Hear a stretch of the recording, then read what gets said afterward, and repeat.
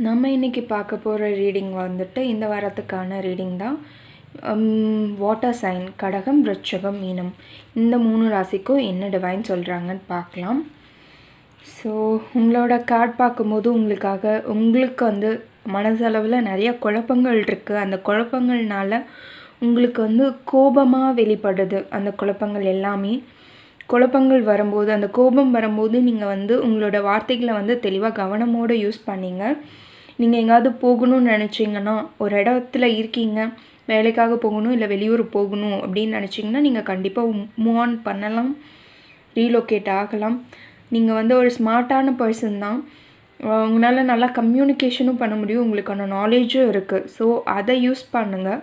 கோபத்தை விட்டுட்டு அதை நீங்கள் பார்த்து முன்னேறி செல்லும்போது உங்களுக்கான டிவைன் டைமிங்கில் எல்லாமே சூப்பராக நடக்க போகுதுங்க. உங்களால் எல்லாத்தையுமே பேலன்ஸ் பண்ண முடியும்.